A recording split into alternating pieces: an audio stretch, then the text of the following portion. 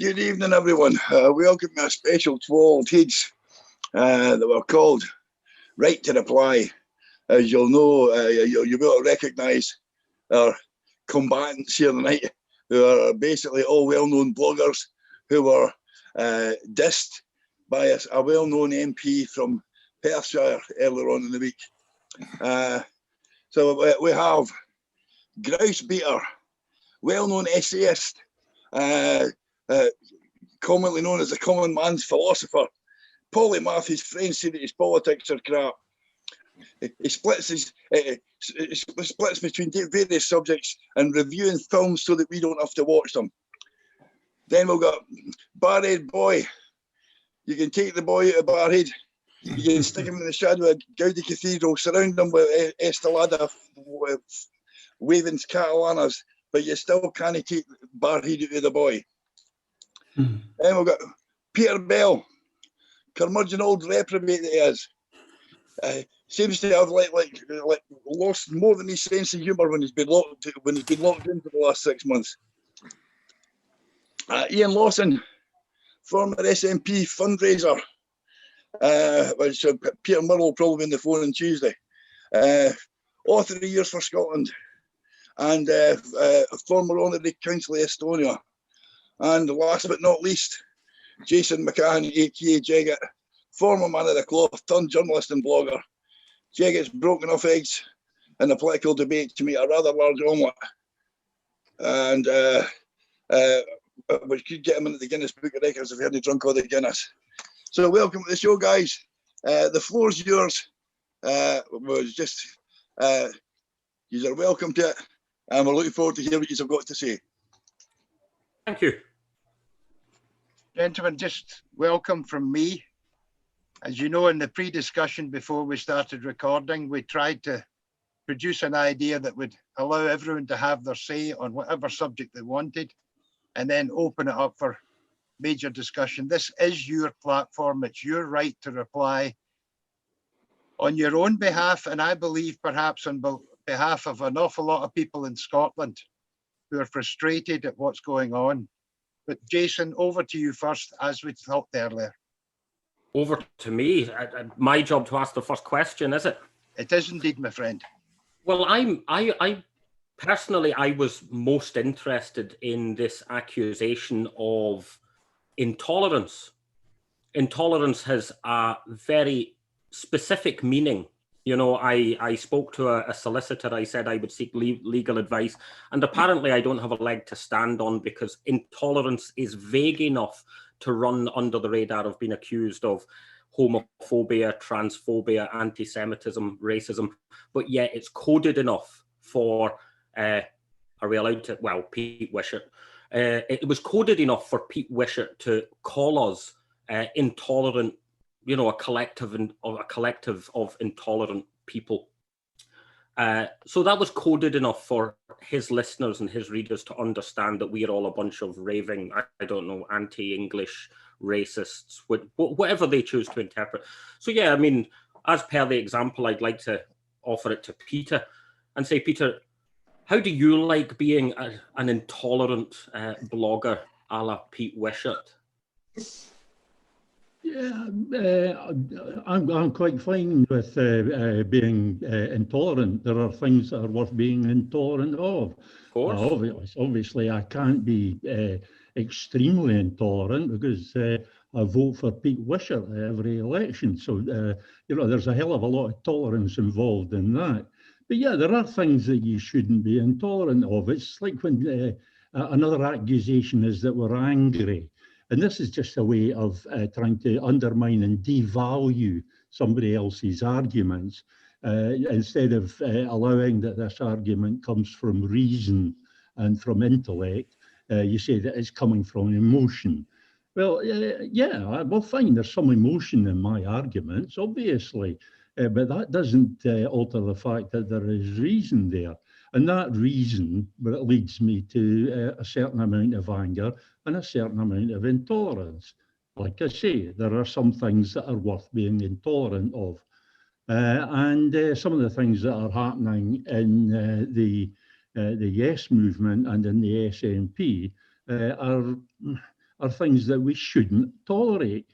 So, you know, if being intolerant means that you're just not prepared to tolerate certain kinds of behaviour, then I'm intolerant. Have I got to ask somebody else a question You now? pass the parcel if you like, Peter. You pass on a question you think is relevant. I can I'm going to get a bit more. Sorry, Gareth. I can add to what Peter said, because you brought up a very good point that people watching this video should take note of. You've just said that the politician, Peter Wishart, denounced people like you as a threat to all human life on the planet, is somebody that you vote for. So in other words, he completely forgets not only that he's speaking down to voters, his own voters, but he's actually telling the Scottish public that they have absolutely no right to an opinion if it differs with his. And one has to say that this is an intolerable situation, and opinion like Pete Wishart's ought to really be thrown out the window. I say that from all I've heard, Mr. Wishart is a very good constituency MP. I take that at face value. But just the same, the bunker mentality that the SNP leading figures have assumed of late, really, it has to be thrown off, and thrown off fast. I'll leave that to be picked up by Peter. Can I just say that I know Pete Wishart reasonably well, and that he's not a bad person at all. And I have always maintained, I mean, for all the way he talks about me, he talks like that because he doesn't think before he speaks. He's not a very thoughtful person. If you've read his blog and you've read some of the things that he comes out with on his blog, you'll know that he's not a great one for thinking things through. But at the same time, he's a very good constituency MP, and he's also a very good parliamentarian for the party. He's got massive experience. He knows how it works. So I think this actually counters his argument at all. I mean, altogether, because I can be totally intolerant of his attitude to the independence campaign and people who differ with his views. But at the same time, I can argue that he is an excellent constituency MP and an excellent parliamentarian. I just wish he was capable of that kind of duality. Yeah. Well, you know, I would just like to remind people that of late, the SNP seem to forget that we are members of the public. At least I regard myself as a member of the public. It's just that having sat in a few SNP meetings around 2013 and 2014 and 2015 before I let my membership lapse, I found that the people around me were very nice and very appealing, but they didn't really use the skills that I had. I just felt I particularly was wasting my time. So I had to make a decision, and that was, how do I help promote greater civil rights for Scotland? Well, there's this wonderful thing called the internet. I think I'll open a site. I then looked at the Wings site, which I'm sure will come up later in this discussion, and saw that Stuart Campbell had cornered the market in attacking newspapers. And I didn't want to copy that or just whatever topic was coming up that week. So I decided to choose the long form method of communication, the essay, so that I could maybe teach myself weaknesses in my own argument. I still regard myself as a member of the public. So although Pete Wishart didn't name me, I might have come under his rejoinder of and all the others. I still think it's insulting, and I think it's a really worrying trend that some of the leading grandees of the SNP have started to pick up on. I mean, we're not that far away when they join with the right-wing journalists in our newspapers and get two-page spreads that I, in particular, am never allowed to answer, where they denounce us. They're literally denouncing us as troublemakers. And I have to tell you, that's just a horrible smell of neo-fascism, and I dislike it intensely. Jason, I'm going to ask if we can bring in Ian. Ian had his hand up. Sure. Ian, one of the things that I read from the Pete Wishart's thing was that all of you have little to offer to the Indy debate. Now, it strikes me as strange that we're having a debate where you're not allowed to speak. Well, I think what I've got to say about this is, firstly, the reason why I am an SNP bad blogger is because the SNP have been acting very badly. And the reason that I'm writing stuff against the SNP is because they had tried to secretly remove from ordinary members of the party a whole range of powers that are absolutely crucial and make it worthwhile being a member of the party. And without these powers, what's the point? If you're not allowed to pick the SNP candidate for your own area where you live and where you're a member of the party, where they tell who's on the shortlist, where they control and can get rid of local candidates who would be excellent candidates, then somebody needs to speak up about that, because that's frankly not right. And I'm surprised that someone like Pete Wishart, who's been an MP for all these years, chose this particular argument to go on the wrong side with. Because the first rule of politics is, if you've got a brain in your head, you try to defend what's right and what you can stand up and explain to people is right. Nobody can explain to me why, for instance, if you take this conference, the remit back, which has traditionally been there for generations at SNP conferences, because it gives delegates the opportunity, if they're not entirely happy with something, the opportunity to vote for that instead of rejecting it. They weren't even taking the chance of allowing the remit back to exist. Now, you don't tell me you can't have that there electronically. Of course you can.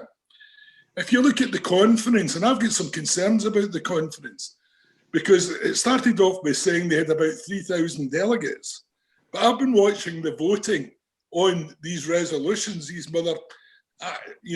apple pie motions.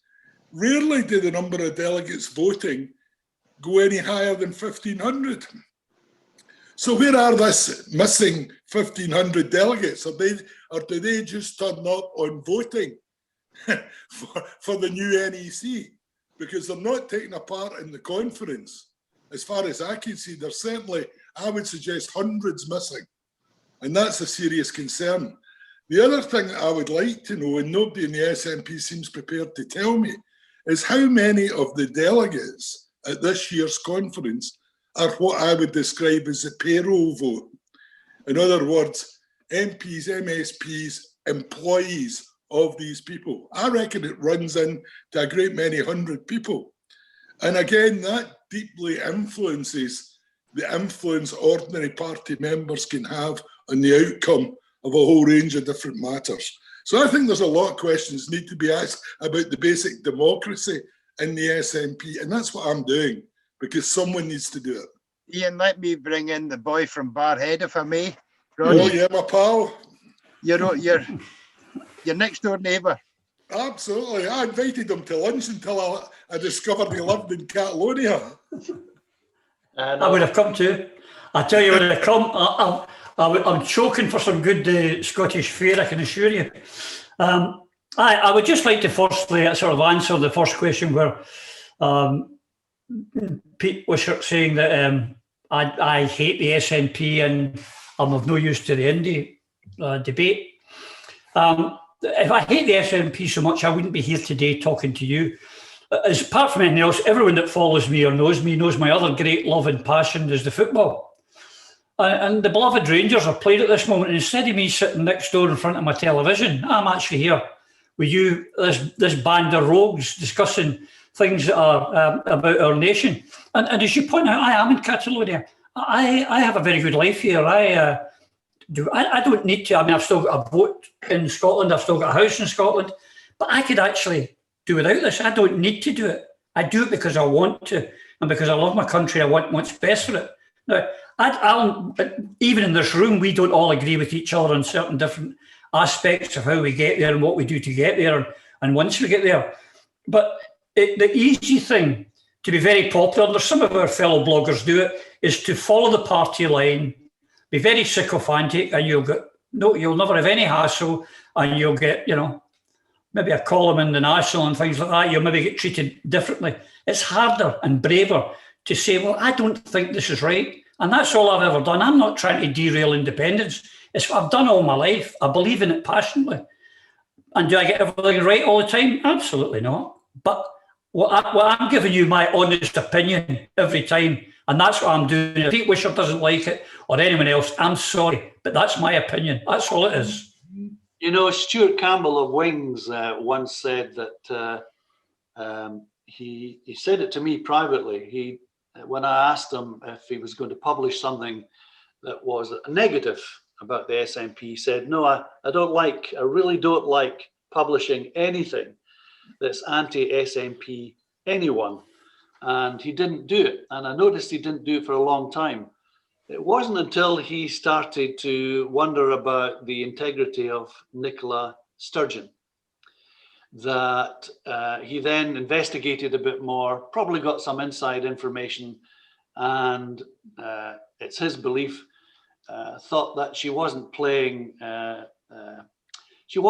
fair, let me put it that way. And so he's now reached the point where he's attacking the SNP because he believes that the hierarchy there is actually anti-independence. They are undermining independence. And I kept wondering what he meant until I realized that they are currently the only party in Scotland. So if you're Scots, Polish, English, anything living in Scotland, and you see the onslaught that's coming our way of the neoliberalism, the neo-fascism from Boris and his gang, you've only got Scotland as a sanctuary. So you're going to be voting for the SNP no matter what they do. And I think that's the answer why no matter what the SNP appears to do that is negative, its popularity goes up. I wrote to somebody today and said, if the SNP started beheading non-believers in George Square in Glasgow, they would still get a huge popularity rise in the polls because they are the only gateway to independence. And that, in a serious way, is really unhealthy. We don't actually have an opposition. And I'm not referring to the weaklings of the Labour Party, and the ventriloquist dummies of the Tory party that are thrust upon us. I'm talking about another party or parties that are fully supportive of independence.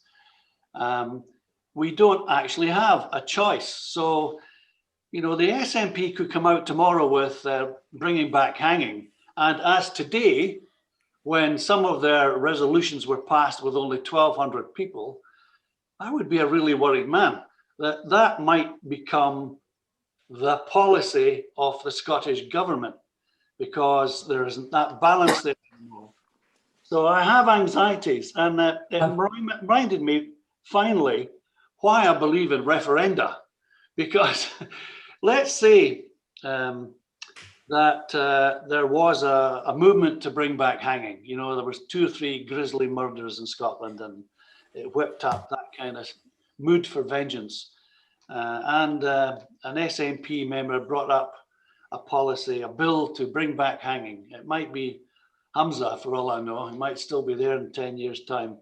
Then suddenly it becomes law. You have to put that thing to a referenda. I'd be happy to see a new Scotland having as a matter of process referenda for various things at various times. I don't have a problem with that. But I have a problem with the SNP currently being as negative as it is, where it's even attacking members of the public. I mean, I regard myself as a private citizen, but it still have this worry and anxiety.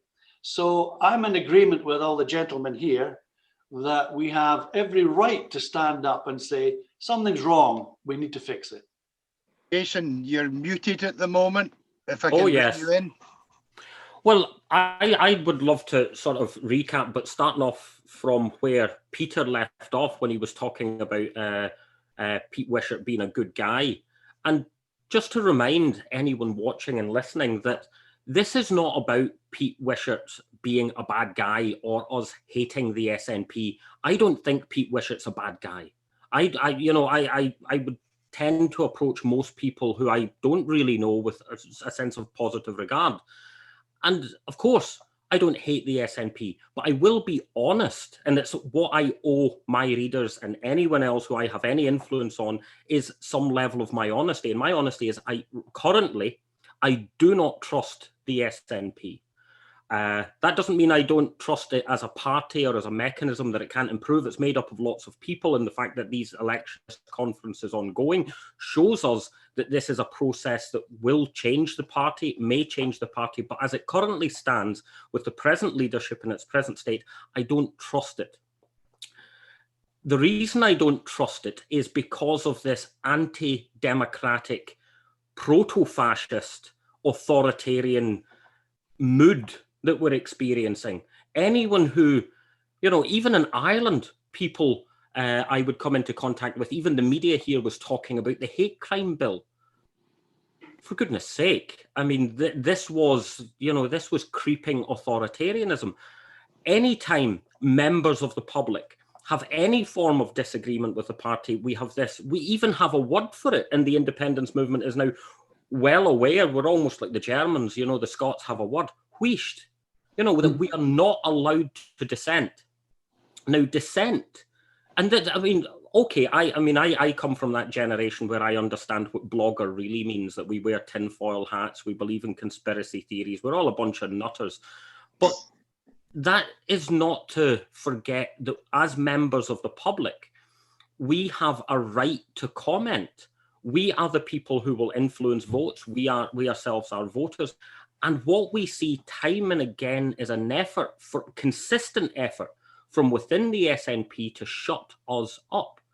Now, there may be perfectly good reasons, and I understand Peter's always playing devil's advocate here. There may be perfectly good reasons to be intolerant and to shut people up. Some people, ought to be quiet a lot more. Sometimes I'm one of them. But when you have a consistent treatment from a party of the public asking people to be quiet, to sit down, to follow orders, this is really, really disturbing.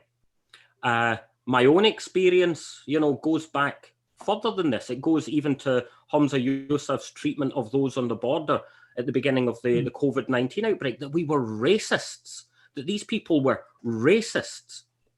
Then we have, all of these accusations of intolerance and bigotry and Anglophobia and what have you.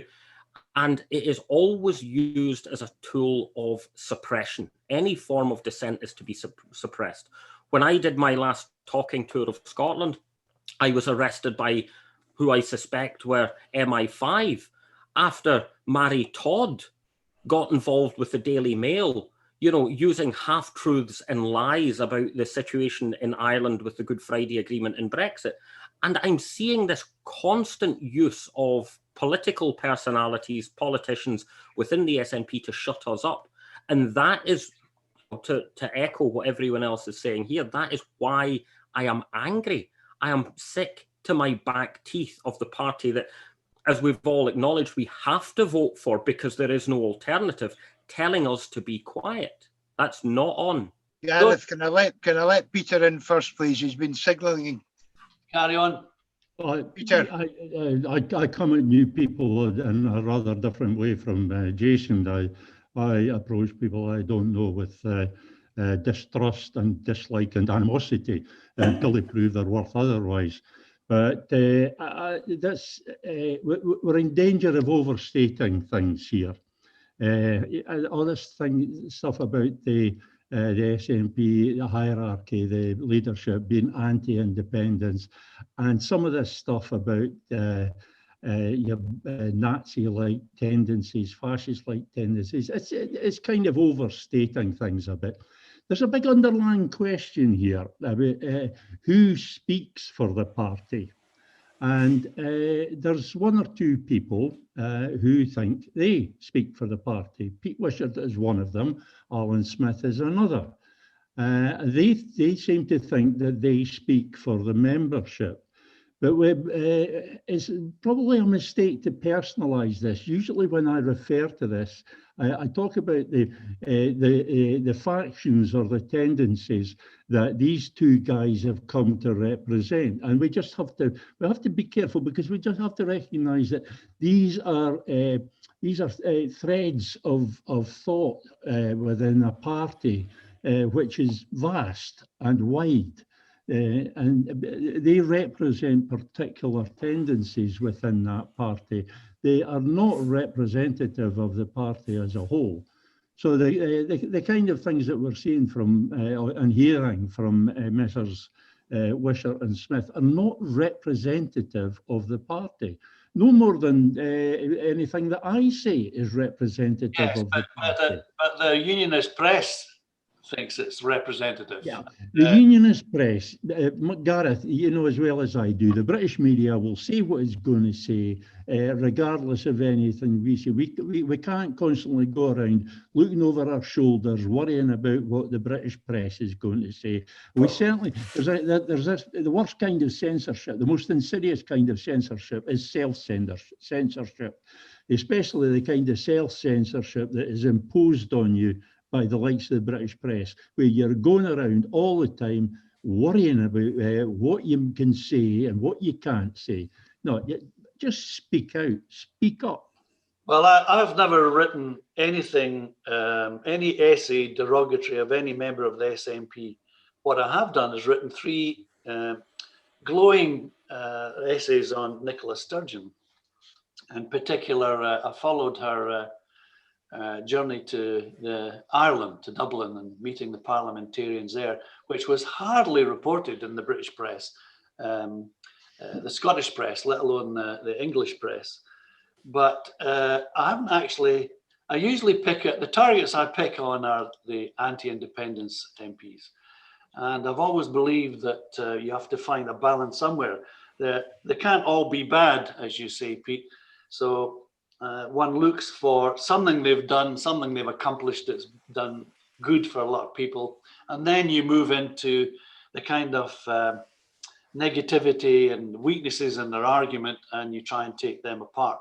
So people in the SNP leadership have got no right to include me in any kind of denunciation of people who are undermining the SNP. But the other aspect we're still to touch on is their popularity has been worked so carefully and so well that if anyone on Twitter, for example, even dares to make a fun remark, let's say of Pete Wishart, calling him comfy slippers or whatever. I mean, I never nicknamed him anything, but he's called wishy-washy because of his public pronouncements. You will get a flood of SNP fans and faithful absolutely jumping all over you for daring to make these comments. That's really not a healthy, open, democratic process. And it wasn't like that in 2014, not even in 2015, once we got over the shock that we had sold our country a second time down the river. Can I just agree? Can we bring in Ian, Gareth, please? Can I just agree with part of that, Gareth? I mean, I was encouraged today with 2 events. Mike Russell gave an excellent interview this morning on the Andrew Marsh, on Scottish politics today, where he was arguing that, you know, we've really got to be open to all possible methods of achieving a referendum. And, you know, we really should tolerate alternative views. First time I've heard that for a while. coming from MD. Later on, online, I read an article by Tommy Shepherd, again, arguing much the same thing, that we really needed more tolerance in the party so that people could feel confident to speak out if they did hold an alternative view. And that's the thing, I think. I mean, I was away from politics for a long time while I was a consul for Estonia. But I think that's the key difference I noticed since coming back. There's far less tolerance in the party. There's far less debate in the party over a whole range of different issues. You know, the leadership come down with a line, and then you're expected just to fall in behind that, irrespective of your own personal view. And that was never the way in the SNP when I was active. We used to have phenomenal conferences where, you know, different sides would argue very strenuously, but politely and respectfully. And, you know, people changed their minds. I often went to conference with what I thought was a pretty firm view. And in the course of a debate, because of the quality of that debate, my position either tempered or indeed had swapped from one side to the other because of the quality of the debate. And I think that's missing. And the great thing about that was because it was all argued out in advance, events like National Assembly and all the rest of it, by the time it became policy, it had been examined from every possible angle. And as a result of that, it was a much stronger policy, much more resilient, much more robust, and it didn't give hostages to fortune, which I think quite often happens these days, where Gareth already mentioned the hate crime bill. I mean, that's a vote loser. Don't kid yourself. Ian, the hate crime bill is preposterous.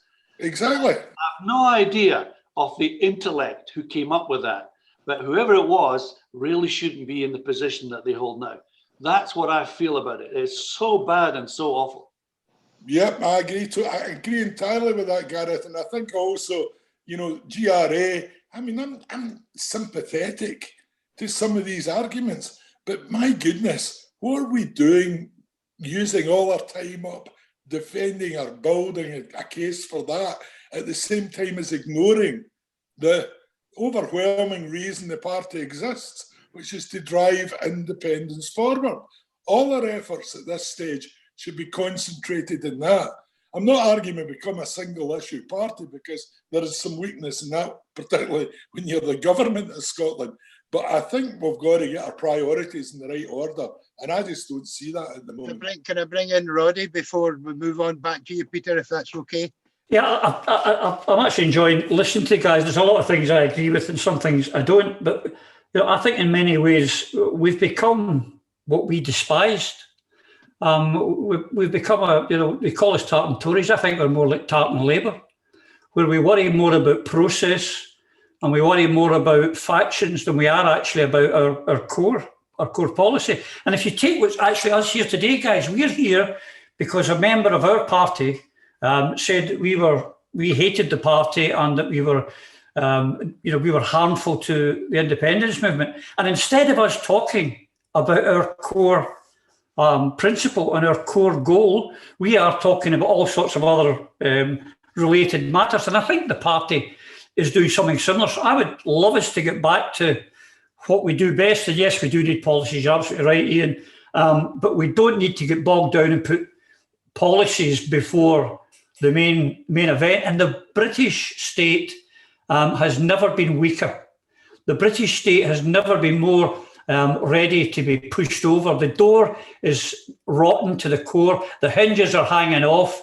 And we're too busy talking about how we're going to plan our garden outside instead of kicking that door down and getting in. And I want to see us getting back to that. I don't want to fall out with Pete Wishart or anyone else, but there are some things that are not right. And I think it's incumbent upon us to highlight what we see and put that. And I have every time every one of us puts out a blog, we're putting it out there for scrutiny, because as we know better than anyone, if we get something wrong, even as I've talked to Jason often about, even if we get a comma in the wrong place, you suddenly get the grammar police going, well, I couldn't read that because I was affronted when you put the comma there. You're all right, sorry about that. I've just solved world poverty, but you didn't like my comment. So we get held to scrutiny, and that's the way it should be.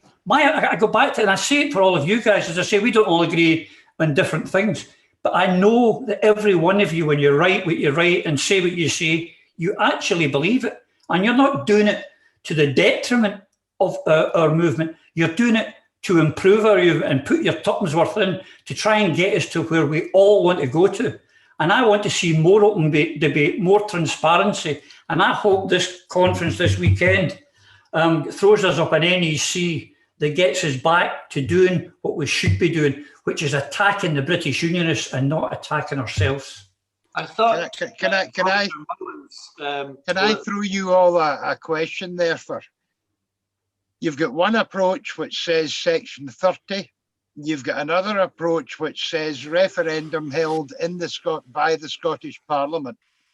That's more in the direction of not complaining about what's going wrong, but about how we put things right.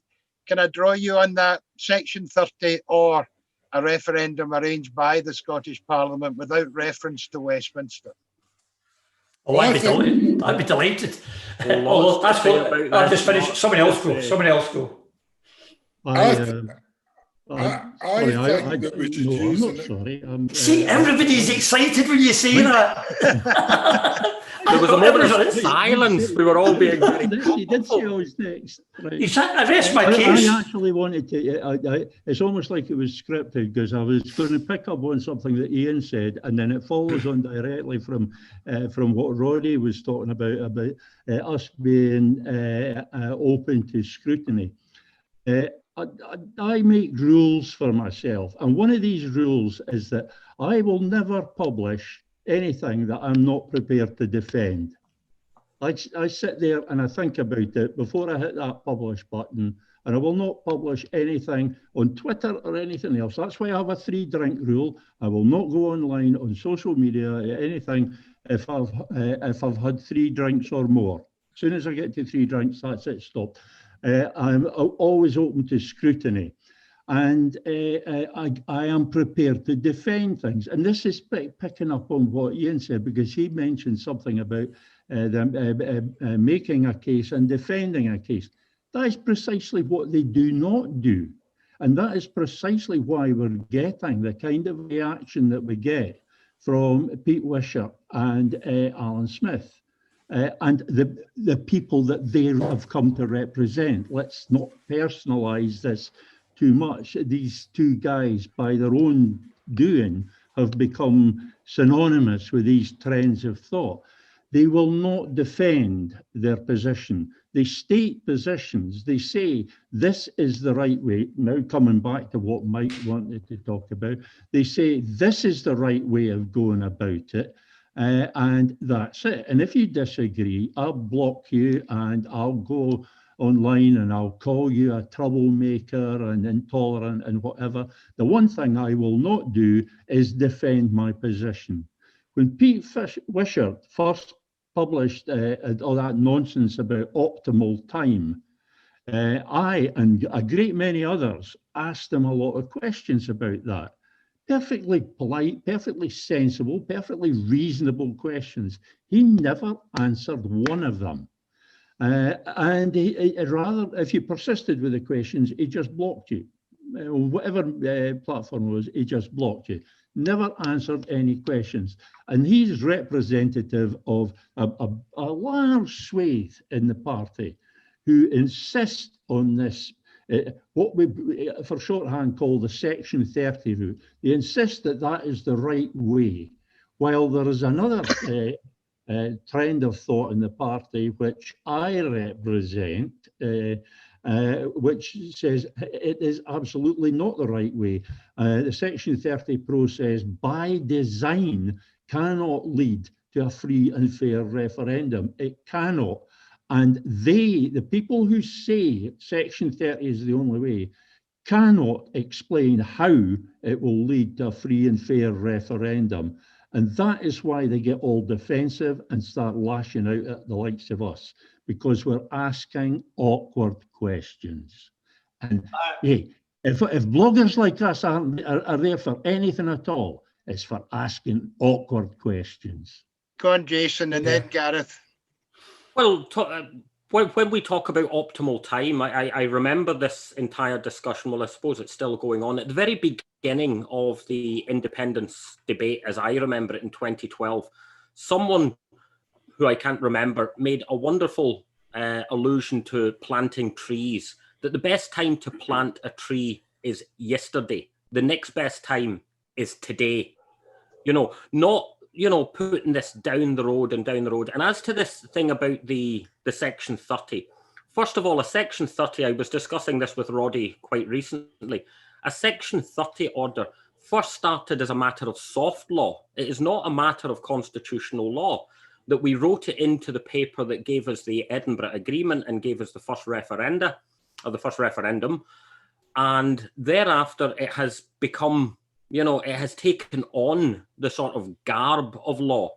And now through the Holyrood Parliament, our own government, an SNP in government, made it a matter of law that we have to offer a Section 30 to London. And that is a direct contradiction of this notion of Scots sovereignty, that if the Scottish people are truly sovereign, which I believe they are, and I think we're all in agreement that the Scots ourselves are sovereign, then asking permission to exercise that sovereignty undermines that very judicial understanding of sovereignty. In fact, makes an idiot of the entire process. And no, I think that like any revolutionary process, like any independence campaign from the British Empire or from Britain or the British Commonwealth throughout history, there is not one single example of asking permission. In fact, we have it recently from Barbados, where the governor of Barbados said that they were tired of loitering on colonial premises. There's no hint in Barbados of asking permission from the Crown or from London. And why should we Scots, who are sovereign by the constitution of our population, why should we be expected to ask permission from London in this, you know, fictive union of equals? Absolutely. Gareth, on you go. I remember a while back, I write car articles for car magazines. It started off as a hobby and then suddenly realized I could get paid for it. And one day I read one by a car journalist on a new sports car. And he said, looking at its design outside and in, he said, I can't make up my mind whether I like it or I don't like it. To which I replied, I've just spent £5 on this magazine, pal, and you don't have an opinion. Why did I buy this magazine? So when an SNP politician turns around and says to me, okay, Grousebeater, you feel that going for a Section 30 will just get rejected again by Boris and his gang. What's your answer? Well, my answer is really simple. Excuse me, I voted for you. You're being paid to come up with those answers, not me. You guys should be getting together. So when I picked up some of the debate today, I was more than impressed by Roger Mullen, who in a very short, concise speech said, we really should be preparing our institutions for independence. We should have committees, you know, groups, whatever, the experts saying, you know,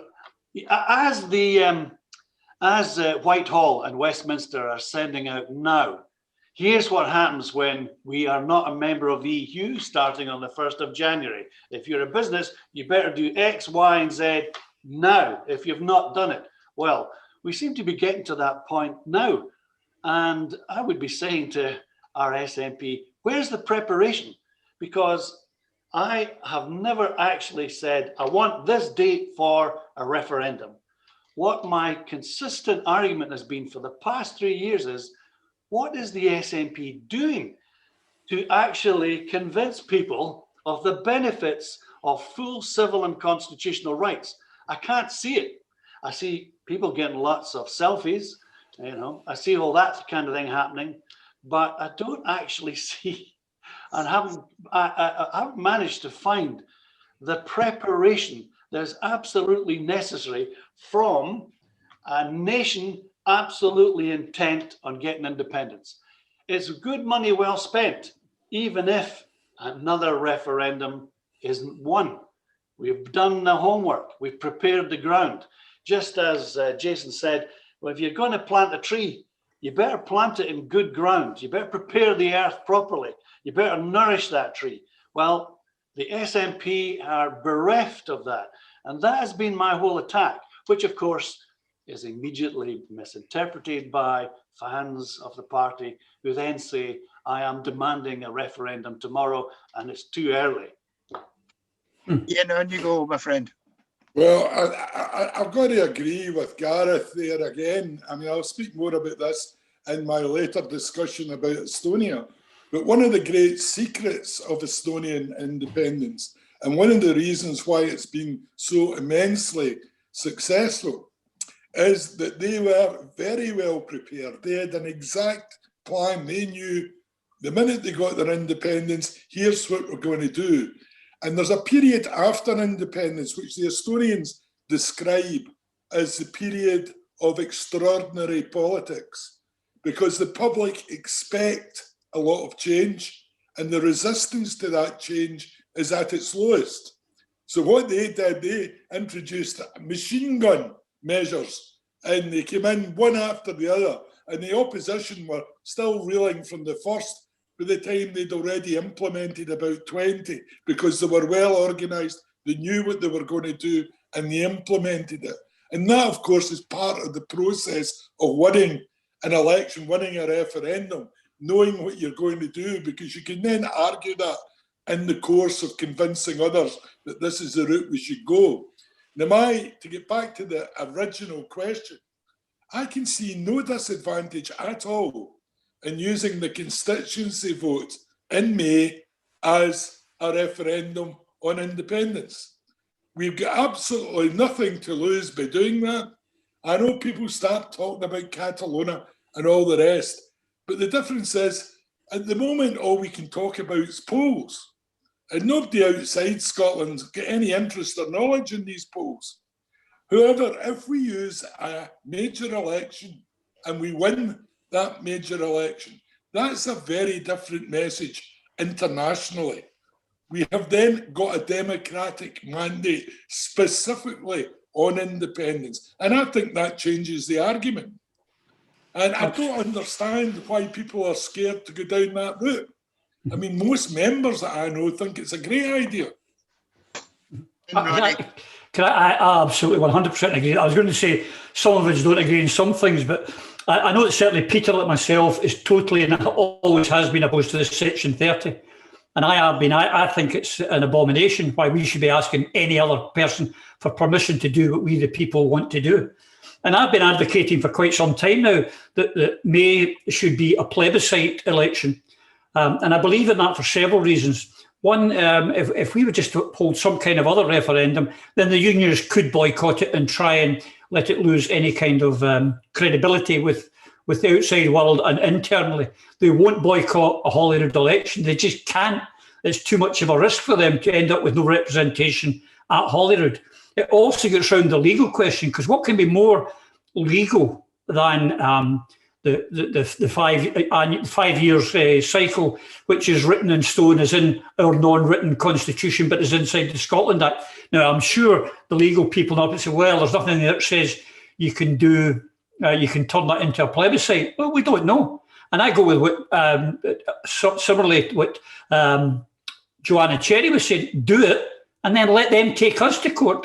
No need for us to take them. Let them take us to court or do what they want. But what it does do is send out the message to the world and to the rest of Europe in particular that we have made a decision, the Scottish people, the sovereign Scottish people. And, you know, I don't think after Brexit and all the nonsense that's been going on, that our English neighbours have got a lot of credibility, or the UK's got a lot of credibility in Europe, and not just the European Union, but beyond. So that would be my argument how we do it. And it gets round of boycotts, legality, and it's the sovereign will of the people of Scotland. Somebody asked me a very good question the other day. They said, how did New Zealand get its independence? And I had to think about that. And when I had a look at it, well, they managed it by stealth, step by step, over years. They got themselves onto various represented onto various national committees, big time, until one day they had representation at the United Nations, associate representation, by which point the common market appeared. And it was time for the UK to join the common market. You'll remember that. And in order to join the common market, we had to dump New Zealand. Remember? All that wool and butter that we got from New Zealand, their big trading partner, the one person they thought they could trust, that bond of trust was broken when the British government said, well, sorry, we don't need you guys anymore. We'll be trading with all these other guys in Europe. So at that point, it was time to give New Zealand its full and utter independence, even though it's still got, a Union Jack stuck somewhere on its psyche. But it did it simply by going out and acting like an independent nation, whereas we're going round and round in circles. You really had to applaud our First Minister getting to Ireland. You had to applaud her sitting in front of a United Nations committee. I didn't do very much, and I didn't think much of the argument she put forward. She seems much better informed in Holyrood than she did at that committee. She did go and speak to people in the EU, but she just, or the EC, she just forgot to tell them that Scotland was a sovereign state. The people were sovereign. She forgot various things. But that may be because, and this is one of my criticisms, we are looking at a one-man band. And I keep asking, outside Mike Russell, who else is doing anything? Who has been delegated to do this or that or the other? So New Zealand is a good example, but then everyone will tend to look at Ireland, and Jason will probably agree with this. They didn't give a damn what British people thought about their ambitions to get their autonomy, their independence back. They saw their history. They knew their history. They knew how brutal the British state can be when it wants to keep territory. So those people that say, let's go for a legal Section 30, and they look at it idealistically and say, it will be passed because Boris will not be able to defy us. Well, look how Boris has reacted to the Chagos Islanders, when the whole of the United Nations unanimously said to Britain, get your backsides out of there. You stole it off the islanders. Give it back to them. Have they done that? No, they haven't. So we better be prepared for a lot more things, including passive resistance. And I'm waiting for the day when our MPs in Parliament, the cradle of democracy, quote unquote, walk out of the House of Commons forever. And they work from this end. That to me would be the first time that we will be able to frighten the daylights, the living daylights out of the British state. We haven't done that yet. That's because I see an SNP that's just too timid. Gareth, can I follow on from that? One of the reasons why MPs down in Westminster perhaps can't come back up to stand in Scotland as a result of the decisions taken by the NEC. I don't know whether we're going to see it. Maybe say to people this is being recorded on Sunday evening. So all the votes cast and who might be in place in the future, we don't quite know at this moment. But a changed NEC, will a changed NEC change some of the thoughts that you all have on whether the SNP are going in the right direction? Well, my view is definitely it will improve things. I mean, it's quite astonishing. As someone who served in the NEC for 13 or 14 years, to me, it's quite astonishing that there's never been a discussion about independence or independence strategy on this premier committee within the party for about 18 months. Now, that just is inexcusable because the activists are all sitting. I mean, before this COVID hit, I was on a speaking tour across Scotland, and I was picking up everywhere I was going a level of enthusiasm to campaign, but absolutely no support or no messaging coming from the centre to encourage them to do so. And I think that is a big, big problem. That lies right at the door. And if you speak to people who are on the NEC, they tell you it was dominated by trying to make sure they could control the vetting and the selection procedures and get them away from the ordinary membership. And I mean, I just don't get the logic of that. I mean, how does someone sitting in Edinburgh, know what's the best candidate for Inverclyde, for instance? You know, the whole idea of local democracy is you pick your representative to represent your party in a local area. Nobody knows better than the local constituency association. Nobody. And that's a principle that I think every ordinary member of the SNP should fight to defend, because that was a huge mistake and it caused a lot of ill feeling. And as does a whole lot of the centralised things that go on. I mean, it was quite incredible when Dumbarton, for instance, were cut off because the NEC wanted to force them to do certain things that they didn't want to do. One of which, by the way, was ignoring MD that wasn't online and wasn't going to give 150 of them a vote in the selection of their candidate. When they get cut off, they wanted to talk to other branches and other constituencies, and they couldn't, because there's not a list available of who the office bearers are in any constituency. Everyone is kept in ignorance. It's like Topshop not being able to phone a branch outside their town. And I mean, it's deliberate, it's intentional. The whole idea is to make sure there's no communication other than what comes from the centre. And that's not a healthy way to run any party. But that's just part of the attack on liberalism, isn't it? Where if you're chairman, you say, of course my institution is fully democratic. Look, here's the agenda for the next board meeting. And of course, you've chosen, you and the treasurer who's trying to hide money that you've lost, you and the treasurer have actually laid out the agenda, which has narrowed right down what can be discussed. And you hand it out to the members of the board and you say, well, here you are, discuss as much as you want. As you see, you're absolutely free to express yourselves. Yeah, and within that kind of narrow limit. Yeah, well, that's everywhere. And of course, that whole process is dominated by the British press, which decides what is important for today's news.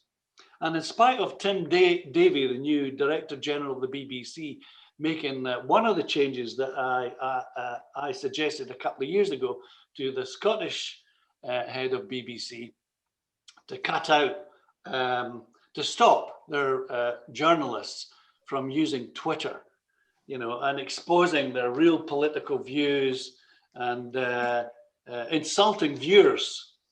I think you should consider widening that much to include things like reading out the British press, every morning on the morning news or the Sunday news, Andrew Marr. And so here's today's newspaper, Sunday newspapers. Look, the SNP are a pile of crap.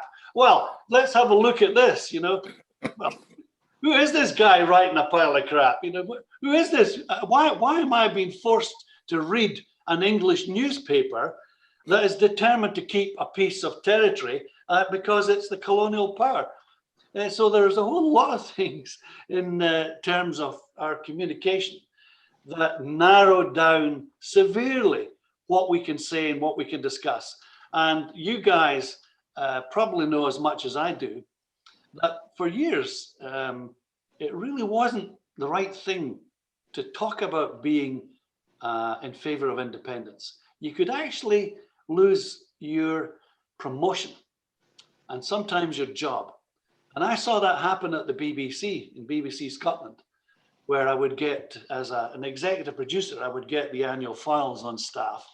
And when this person was discussing the Scottish National Party too much, teaching teaching people of its policies. So Gareth, don't promote him onto any front programs at the moment.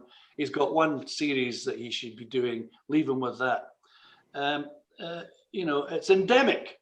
You know, but that's how the bully nation, the dominant nation, keeps power. It just reduces down what it is we can all talk about. You know, that the things that right-minded people would talk about, not those independentistas. Jason, in you come. I'm willing to pass the chair. I've sort of momentarily forgot what I was going to say. Okay, I saw you rare mute, enough. I thought. I hope that wasn't me. No. I just lost my train of thought. That's okay. I'll tell you where we should go. We've just about run up for an hour, gentlemen. I don't know whether you realise that or not. Why is there no women on this panel? Yeah, let's manel. We're on a manel again. We're all in for it. It's bad enough being chastised publicly by Mr. Wishart. We're going to get hounded to hell. I remember what I was going to say. It was about the NEC, and will my attitude change towards the SNP? Well, my attitude is always going to remain the same. I'm always going to have or operate with a hermeneutic of suspicion against every institution that represents the country I love. Now, I will, no matter how the NEC changes or doesn't change, I will always remain suspicious of those in power. And I do hope that it does change. And I hope that it takes us in the direction that we want to go. And I hope that things improve, at least from my perspective. You know, the SNP, like any other institution or group of, it's essentially a group of people. You know, it has the ability to change. And if it changes in a direction that I see it will move or is moving us closer to independence or closer to a referendum, then I'll put my shoulder to it. You know, I have done in the past. I reserve the right to be the opposition to the SNP and to be, you know, one of their, you know, drum beaters. But they've got to show me, the SNP as an institution has to show me and Scotland that it is pushing where we want to go. And then absolutely, I will shout "Wheesht for Indy" and I will wave a saltire and I'll turn off my brain and I'll do what the rest of social media would like me to do. Absolutely, anything to get us independence. But while they're not taking us there, then yeah, no, I will be vociferous in my opposition to the SNP. Roddy, would you like to come in? Yeah, Sorry, you missed your football, my friend. Well, what can I say? I hope for the best. Yeah, but to go to the NEC, that depends obviously on what happens. And if we get a new NEC with more Dot Jessamines and fewer other people who I won't name, then I think, yeah, the answer is it will make a huge difference. And if we can get back to where the NEC is actually the governing part of the party, and what I think it was Peter or Gareth, someone said, we have become a presidential type party. I mean, one of the things that's going on just now is we can't have a referendum because Nicola's busy with COVID. Well, one, I don't think she should be facing that up every day anyway. She's got a health minister and she's got health officials, I think, but that's another story. We could have an hour on that. But the fact that when she's busy, then apparently everything stops, I find ridiculous. So I hope the NEC come in and change things. And there's other matters and questions that have got to be asked that we haven't even touched on today, like the inquiry and other things that have been going on off stage that have been a disgrace to the party and this party I love. So the answer to your question is, if we get the right NEC, I think it'll make a huge difference. I've carefully kind of steered away from inquiry, Alex Salmond, other things, Roddy, not to avoid them in any way, shape or form, but this was to be your platform. So with an hour nearly past, can I invite each one of you to give us a final thought on where you think we'll be, let's say by not May next year, but by the end of April next year as we approach the 6th of May? What may have happened? My feeling at the moment is that not very much will have happened. I've been quite adamant that change needs to be forced on the SNP. They're not doing what's required. They keep banging on about opinion polls, but there is nothing that connects that public support for independence with the democratic process. There's nothing that connects that public support to an actual vote. The process isn't there. They're talking about the Section 30 process to connect it to a referendum, but it doesn't, it can't. And I can't actually see that changing unless there's a significant political force comes on the scene which can force the SNP to change. The SNP is too solid in its position, as we've all acknowledged, it has to be. It will take a significant political force. I think the best hope that we have is the initiative that's been taken by AUOB, the AUOB Assembly, to try and bring the Yes movement together. I think only the Yes movement united can create the kind of political force in Scotland that can force the SNP to change, because it's the SNP must adopt a manifesto for independence so that we can endorse that manifesto come the election. They have to get the right. It's not a case of using the election as a plebiscite. That is a bit dubious. I'm very, very wary of that. It's not sufficient. It's not strong enough. It doesn't quite have the credibility. But if the SNP were going into that election on a manifesto for independence, where they undertook to take certain actions, then it would make a difference. But unless we get that manifesto for independence from the SNP, we are not going to be any further forward. We're not going anywhere. Anyone want to come in? Well, I would say that where are we going to be after May? We don't have a crystal ball. The only measure we have for predicting the future with any accuracy is the rear view mirror. And the rear view mirror is not very good. We have had golden opportunity, open doors. As has already been pointed out, the British state is weaker now than it has been in its history of empire. And we've used COVID-19 at a time where, yes, Cymru have quadrupled their membership. We've hidden behind this excuse that, no, this virus stops democracy, it stops public discussion, it stops everything. And yet here on Zoom, we are showing that to be an absolute fib. You know, the rear view mirror says that the SNP at its current state and leadership have obfuscated, they've delayed, they've carried around trying to save England from its own democracy. That was the priority at the high point of Brexit. You know, now that was an opportunity, as Ireland recognised, and the Irish Commissioner in Brussels pointed out that this was the opportunity for Irish unification, and Ireland has exploited that, Wales has exploited that, we've sat in our hands.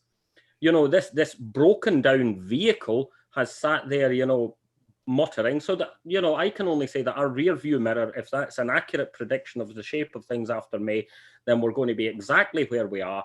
The atrophy and infighting will continue and things will break down until something like a different political force or an improved SNP decides to get us motivated and moving. But, you know, until that happens, we're just sitting here in this broken down jalopy. Please, Gareth, carry on and we'll follow on with Ian and Roddy. Final words. Well, if you want me to predict anything, it will be that the Tory party will introduce a bill for federalism. And in it, it will have a clause that says there can be no referenda for, 20 years, 30 years at a time. We know they'll be working on some kind of federalist scheme. And one of the benefits of doing that, no matter how stupid and inappropriate it is to Scotland as a sovereign state, they will be banking on the federalism of each region of England, turning to Scotland and saying, don't upset the apple cart. We can all get, more powers for our region but you guys have to be part of that. So there's method in their madness. So that's what I expect them to do. And probably, what is it that the need in the House of Lords? Is it a majority of 13? It'll just go through very quietly. They've already outwitted us at least twice with bills. So that's what I think will happen. That federalism will suddenly appear, and it will be what the British press decide is the important thing to debate. Ian, final thoughts? Well, sadly, I think Gareth's probably on the right track there. But I think if I'm going to try and finish in an optimist note, I would say that I think time's running out for the SNP. I think the second vote in May, you know, they're not going to be able to play both votes SNP the same way as they did the last time. An awful lot of members have no intention of using their second vote for the SNP. And again, I agree with Peter that we should not ignore the significance of the rest of the Yes movement getting organised and coming together. So, I mean, I think it will hold steady until May, but if there's not immediate action immediately following May, then I think you'll find that, people will leave and move to one of these other organisations having given up.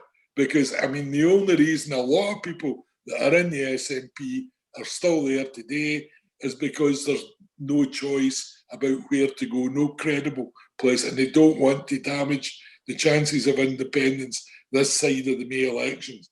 But the minute those elections are out the road, if the SNP haven't got properly organised, then I think they've got really big problems coming. Peter, I'm going to ask you to refrain. I saw you shaking your head. I think anyone that reads your blog knows your opinion of alternative indie parties. So can we just take that as noted, Roddy?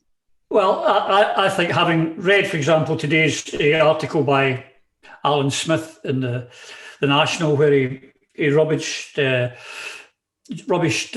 Joanna Cherry's alternative route to independence, I think that the words are important, as we know, and the words that Nicola's used and the words that everyone in the SNP has been very careful. The referendum should happen next year. A referendum could happen next year. Never. It's not once have anyone come out and said it will happen. So I regrettably, when with a broken heart, think that we'll be where we are today if everything stays the same. The only hope I have, as I said in my last comments, is if we get a different NEC who really shape things up and move things along. Otherwise, I think it's the old carrot, the independence carrot and nothing. That's what I honestly believe, and that saddens me greatly. Peter, let me bring it to a conclusion, my friend, please, if you would be kind enough. I'm going to let Dave have the last word in all of this, but I want to, thank you very, very much on behalf of myself and everyone who watches this. You proved Pete Wishart wrong. You can bring things to the indie debate that need to be brought to the indie debate. I want to answer Gareth's question. Why no ladies on the programme? Simple reason that we were doing a right to reply to Pete Wishart, and Pete Wishart chose you gentlemen as the weaker sex. We will have ladies on at some stage on the programme. My wife will agree. Dave, over to you, my friend.